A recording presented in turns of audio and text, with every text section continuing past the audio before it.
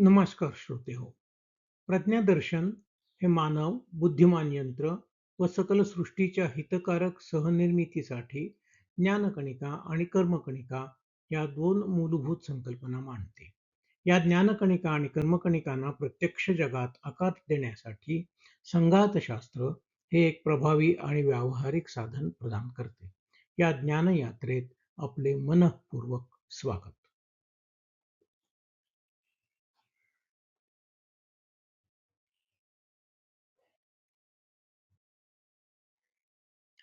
आज आपण एका वेगळ्या प्रकारच्या प्रवासाला निघालो आहोत. हा प्रवास भौगोलिक नाही, ऐतिहासिक नाही आणि केवळ तात्विकही नाही. हा आहे मानवी जीवनाचा ज्ञानप्रवास. समोर दिसणारी ही आकृती या संपूर्ण प्रवासाच्या प्रदेशाचा नकाशा आहे. जसा एखाद्या अभयारण्याच्या प्रवेशद्वारावर संपूर्ण परिसराचा नकाशा असतो, तसाच हा नकाशा आहे. आपल्या ज्ञानयात्रेचा नकाशा आहे. आज आपण या नकाशावरील प्रत्येक टप्प्यावर थांबणार आहोत, पण आता त्याचे स्पष्टीकरण करणार नाही. आधी आपण हा प्रदेश ओळखून घेऊ. या प्रवासाची सुरुवात प्रश्नांपासून होते. प्रश्न आपल्याला वास्तवाकडे घेऊन जातात. वास्तव अनुभव देते.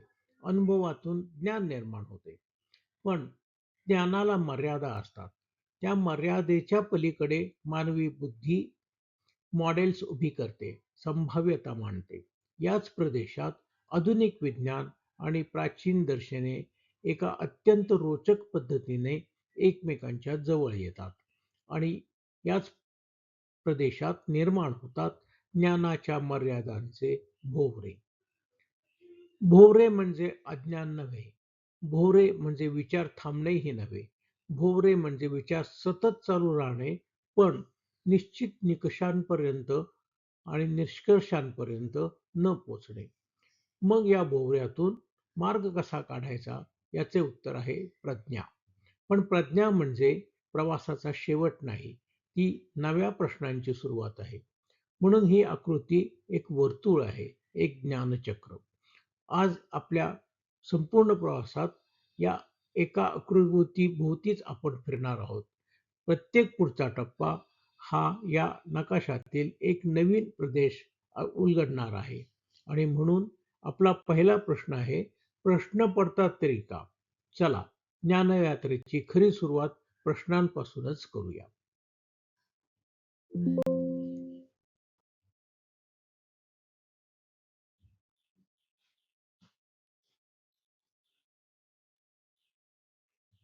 मागील स्लाइडमध्ये आपण संपूर्ण ज्ञानप्रवासाचा नकाशा पाहिला. त्या नकाशावरील पहिला टप्पा आहे प्रश्न. पण प्रश्न पडतात तरी का? दगडाला प्रश्न पडत नाहीत, झाडालाही प्रश्न पडत नाहीत. प्राणी ही मुख्यतः अनुभवावर जगतात. मग प्रश्न विचारण्याची ही क्षमता माणसातच एवढी विकसित का झाली?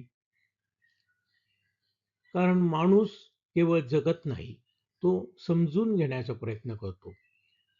जेव्हा अनुभव आणि समज यांच्यात अंतर निर्माण होते, तेव्हा प्रश्न जन्माला येतो. लहान मूल विचारते, हे काय आहे?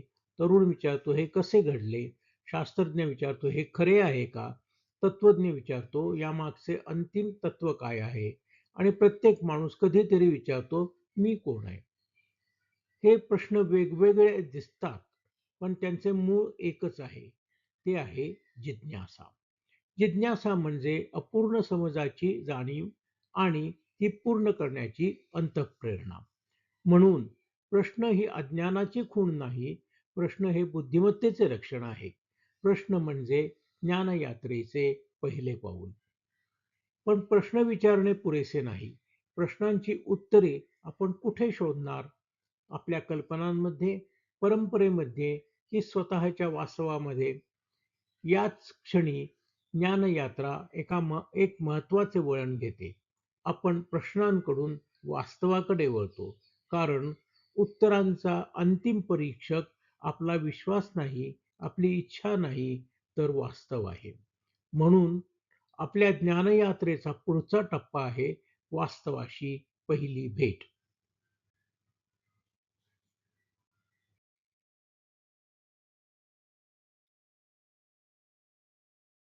मागील भागात आपण पाहिले, की प्रश्न आपल्याला वास्तवाकडे घेऊन जातात. आता पुढचा प्रश्न आहे, वास्तवातून ज्ञान कसे निर्माण होते? सर्वप्रथम एक मूलभूत गोष्ट समजून घेऊया. वास्तव आपल्या विश्वासांवर अवलंबून नसते. आपण त्यावर विश्वास ठेवला किंवा नाही ठेवला, तरीही वास्तव आपल्या आधीही होते आणि आपल्या नंतरही राहणार आहे. पण वास्तव स्वतःहून ज्ञान बनत नाही. ज्ञान निर्माण होते जेव्हा वास्तवाचा एक जिज्ञासू मनाशी संपर्क येतो. हा संपर्क दोन प्रकारे घडतो. पहिला अनुभव आणि दुसरा प्रयोग. आपण पाहतो, ऐकतो, स्पर्श करतो, वास घेतो, चव घेतो, ही आपल्या इंद्रियांची दुनिया. पण मानवी बुद्धी इथेच थांबत नाही. तिने दुर्बीण बनवली, सूक्ष्मदर्शक बनवला, स्पेक्ट्रोमीटर बनवले, उपग्रह बनवले. आज आपण आपली उपकरणे आपल्या इंद्रियांचा विस्तार झाली आहेत. म्हणून अनुभव म्हणजे फक्त डोळ्यांनी पाहणे नव्हे, तर उपकरणांच्या साहाय्याने वास्तवाशी संपर्क साधणे. पण निरीक्षण पुरेसे नसते. आपण प्रश्न विचारतो, कल्पना मांडतो आणि मग प्रयोग करतो. प्रयोग म्हणजे निसर्गाला विचारलेला प्रश्न आणि त्याचे उत्तर आपल्या इच्छेनुसार नसते. ते वास्तवात असते, वास्तवानुसार असते. इथेच विज्ञानाचे सर्वात मोठे वैशिष्ट्य दिसते. ते स्वतःला बरोबर सिद्ध करण्याचा प्रयत्न करत नाही. ते स्वतःला चुकीचे ठरवण्याची संधी देते. यालाच म्हणतात खंडन क्षमता. जर एखादा सिद्धांत परीक्षेत टिकला, तर आपला त्याच्यावरचा विश्वास वाढतो, पण तो अंतिम सत्य ठरत नाही. म्हणून वैज्ञानिक ज्ञान नेहमीच तात्पुरते परीक्षणयोग्य आणि सुधारण्यास तयार असते. याच प्रक्रियेमुळे मानवाचे ज्ञान सतत विस्तारत गेले. पण एक प्रश्न अजूनही उरतो. आपण प्रत्येक गोष्ट अनुभवू शकतो का? प्रत्येक गोष्ट निरीक्षण करू शकतो का? प्रत्येक प्रश्नावर प्रयोग करू शकतो का? जर नाही, तर ज्ञानाची सीमा नेमकी कुठे आहे? याच प्रश्नाचे उत्तर आपल्याला पुढील टप्प्यात मिळेल. ज्ञानसीमा.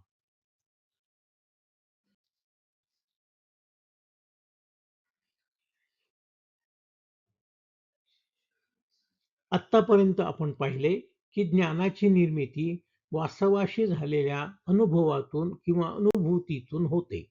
पण महत्त्वाचा प्रश्न अजून उरतो. आपण वास्तवाचं संपूर्ण ज्ञान मिळवू शकतो का? उत्तर आहे नाही. कारण वास्तव अनंत असू शकते. पण आपण मर्यादित आहोत.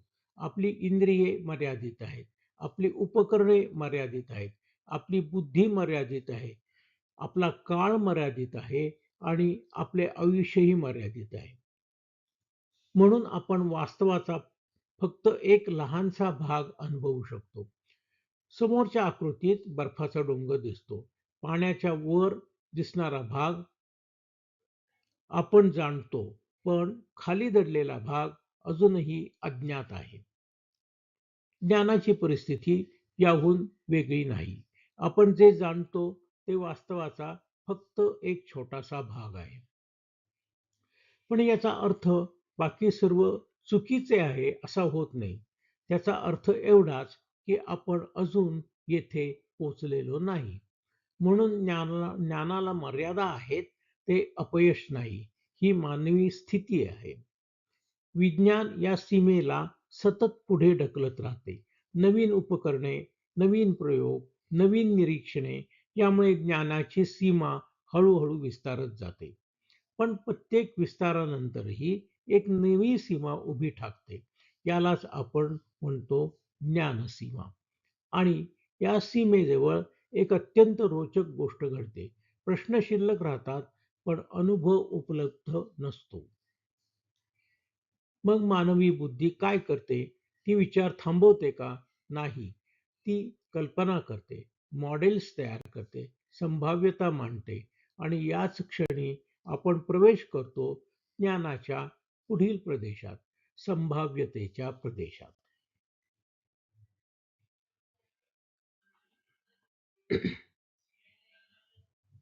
मागील भागात आपण पाहिले की प्रत्येक ज्ञानयात्रेला एक ज्ञानसीमा असते. अनुभव, निरीक्षण आणि प्रयोग आपल्याला त्या सीमेपर्यंत घेऊन जातात, पण त्या सीमेपलीकडे अनुभव उपलब्ध नसतो. मग मानवी बुद्धी थांबते का? नाही. ती एका नव्या प्रवासाला सुरुवात करते. जेथे अनुभव संपतो, तेथे कल्पनाशक्ती सुरू होते. आपण गृहीतके मांडतो, मॉडेल्स तयार करतो, तर्क वापरतो, गणिताची मदत घेतो, संभाव्यता मांडतो. ही प्रक्रिया अवैज्ञानिक नाही. उलट हीच प्रक्रिया मानवी बुद्धीची नैसर्गिक प्रतिक्रिया आहे. समोरच्या आकृतीकडे पहा. ज्ञानसीमेच्या या बाजूला अनुभव, निरीक्षण आणि प्रयोग आपल्याला मार्गदर्शन करतात.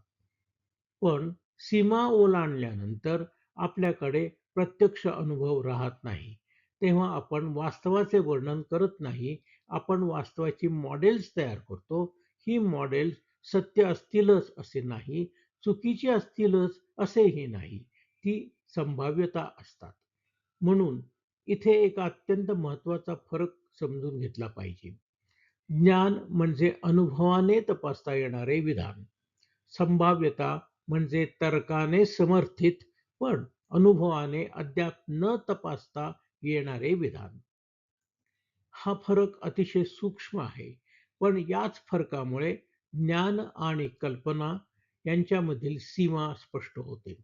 याच प्रदेशात मानवी बुद्धी दोन वेगवेगळ्या मार्गांनी पुढे जाते.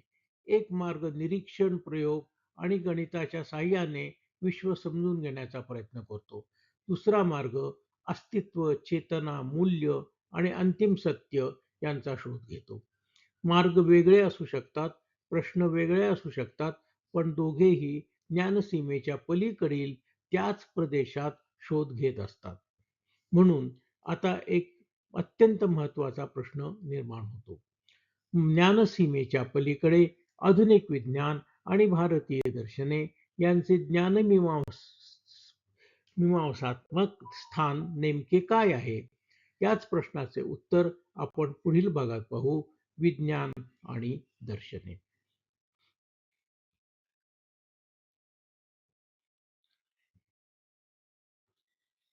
आतापर्यंत आपण एक महत्वाचा निष्कर्ष पाहिला. ज्ञानसीमेच्या पलीकडे आपण वास्तवाचे थेट निरीक्षण करू शकत नाही, म्हणून आपण मॉडेल्स तयार करतो. आता एक नवा प्रश्न उभा राहतो. जर सर्वजण सत्याचा शोध घेत असतील, तर इतके मतभेद का निर्माण होतात? याचे उत्तर या चित्राच्या मध्यभागी आहे. भोवरे. मी भोवरे हा शब्द जाणीवपूर्वक वापरत आहे, कारण ते फक्त रूपक नाही. नदीत भोवरा तयार होतो, पाणी वाहत असते, ऊर्जा असते, हालचालही असते, पण प्रवास पुढे सरकत नाही. अगदी असेच ज्ञानसीमेच्या पलीकडे विचार थांबत नाहीत, उलट ते अधिक सूक्ष्म होतात, अधिक तर्कशुद्ध होतात आणि सुंदरही होतात. पण अनुभवाचा आधार नसल्यामुळे अंतिम निर्णयापर्यंत पोहोचत नाहीत. यालाच मी म्हणतो ज्ञानाच्या मर्यादांचे भोवरे. भोवरे अज्ञानामुळे निर्माण होत नाही, ते बुद्धिमत्तेमुळे निर्माण होतात. वेगवेगळी गृहीतके, वेगवेगळे मॉडेल्स, वेगवेगळे तर्क आणि वेगवेगळे निष्कर्ष. प्रत्येक विचार प्रणाली स्वतःच्या चौकटीत सुसंगत असू शकते, पण सर्वच चौकटी एकाच वेळी वास्तवाचे अंतिम वर्णन असणार नाहीत. म्हणून याच प्रदेशात 6 प्रकारचे भोवरे निर्माण होतात. निश्चिततेचे भोवरे. संभाव्यतेला निश्चित सत्य समजणे. प्रामाण्याचे भोवरे. एखादी गोष्ट महान शास्त्रज्ञाने, महान ऋषीने किंवा महान ग्रंथाने सांगितली म्हणून ती खरी मानणे. सौंदर्याचे भोवरे. गणित सुंदर आहे किंवा तत्वज्ञान अत्यंत आकर्षक आहे म्हणून ते वास्तवही तसेच असेल असा समज करून घेणे. पूर्णतेचे भोवरे. एखादी विचारसरणी अथवा विचार प्रणाली आतून पूर्णपणे सुसंगत आहे म्हणून ती वास्तवाचेच वर्णन करते असे मानणे. मानसिक समाधानाचे भोवरे. ज्या कल्पना आपल्याला सुरक्षित वाटू देतात त्यांना सत्य समजणे. आणि शेवटी अनिर्णित वादांचे भोवरे. ज्या प्रश्नांची अनुभवातून कधीच परीक्षा होऊ शकत नाही, त्यावर शतकानुशतके वाद चालू राहतात. हे भोवरे फक्त धर्मात नाहीत, फक्त विज्ञानातही नाहीत. ते राजकारणात आहेत, अर्थशास्त्रात आहेत, कृत्रिम बुद्धिमत्तेत आहेत आणि आपल्या दैनंदिन जीवनातही आहेत. मग या भोवऱ्यांमधून बाहेर कसे पडायचे? याचे उत्तर अधिक ज्ञान नव्हे, तर ते प्रज्ञेत आहे.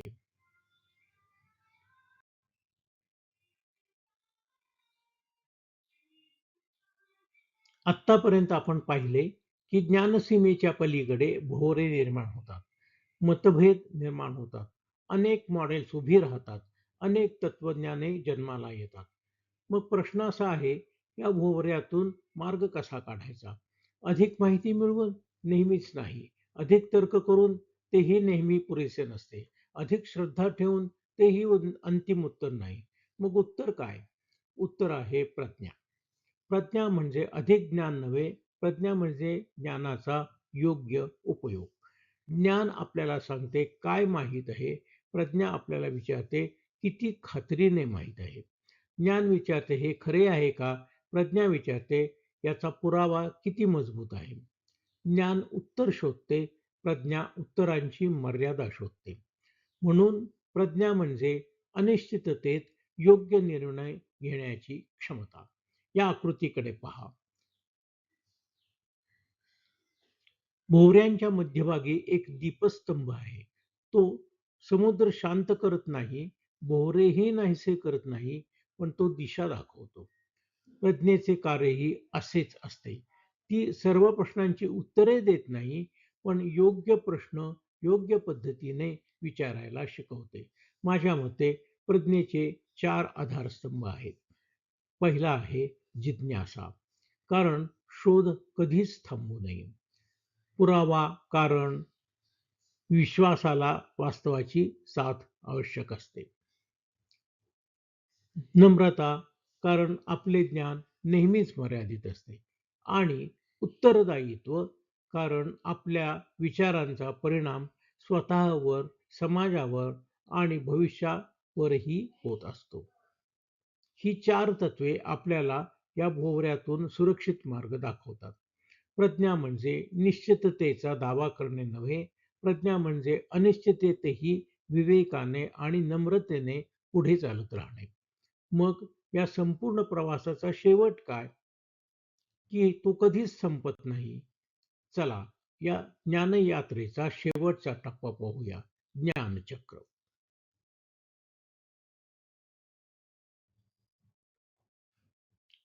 आपला प्रवास आता अंतिम टप्प्यावर आला आहे.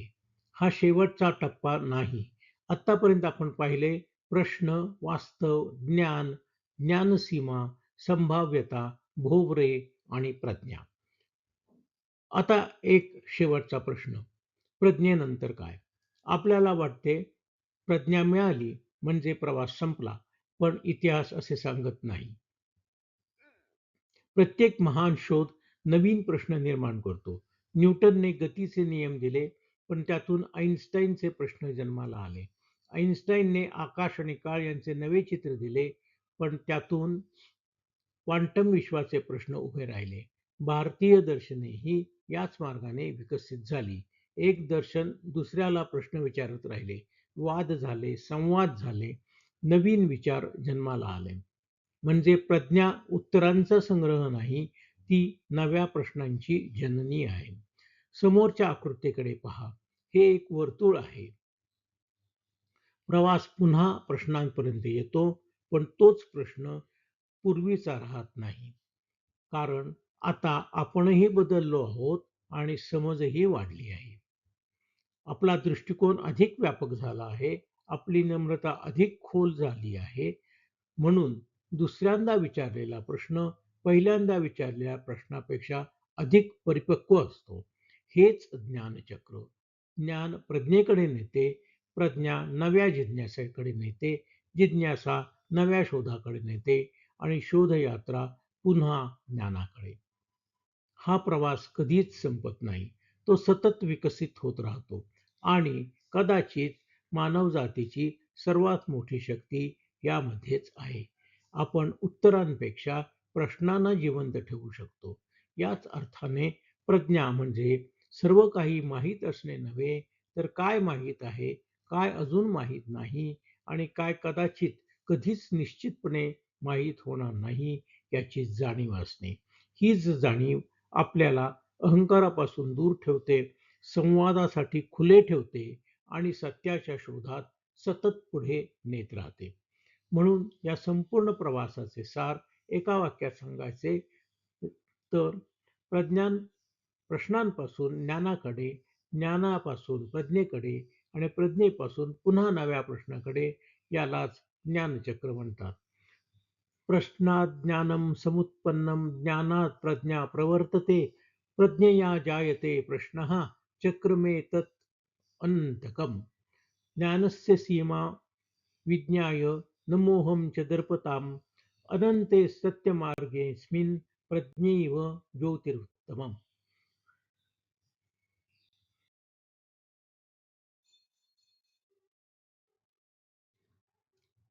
आता आपण या भागाचा समारोप करीत आहोत. या विषयाने तुमची जिज्ञासा जागृत झाली असेल, तर माझ्या संकेतस्थळावरील सविस्तर निबंध तुम्हाला या विषयाचे अधिक सखोल, व्यापक आकलन करून देईल.